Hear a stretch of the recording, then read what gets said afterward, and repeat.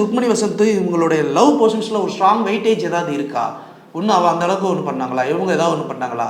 கிடையாது. சிவகார்த்திகேயன் திடீர்னு எப்படி ஆக்ஷன் அவதாரம் எடுக்கிறார் அப்படிங்கிற அந்த ஒரு விஷயம் இருக்கு இல்லையா? அதுவும் கிடையாது. சரி, இன்னொரு பக்கம் இந்த ஆர்ம்ஸ் டீலிங்ல ஒரு இடத்துல வந்து ஒரு 100 துப்பாக்கி நான் ஃப்ரீயா சப்ளை பண்ணிட்டேன் அப்படின்னு.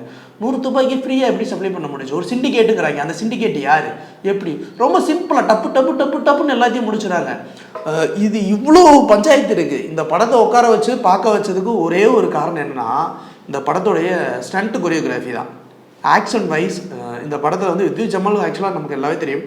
அவர் வந்து கலரியில் ஒரு பெரிய கிங் மாஸ்டர் அப்படிங்கிறது.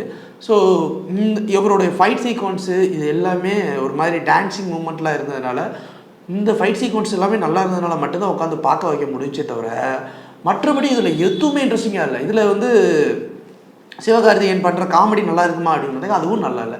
ருக்மணி வசந்த் வந்து ஒரு ஒரு ஒரு சாமியை நம்மளை பார்த்து பக்கத்து வீட்டு பொண்ணு மாதிரி இருக்கிற மாதிரி ஏதாவது லுக்கில் இருக்காங்கன்னா அதுவும் இல்லை. சரி, வில்லனாவது பயங்கர ஒரு டெரராக இருக்கானா அதுவும் கிடையாது.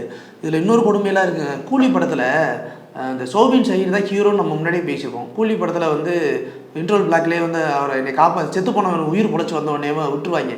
செகண்ட் ஹாஃபில் ஒரு வில்லன் வருவார் தெரியுமா?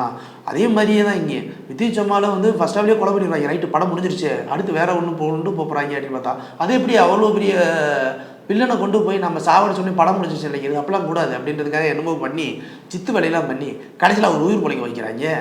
நாங்கடா இது ஏற்கனவே இப்போ தான் கூலி பார்த்து நொந்து போய் வந்தோம், இப்போ திரும்ப இதையே காமிக்கிறீங்களடா அப்படின்னு.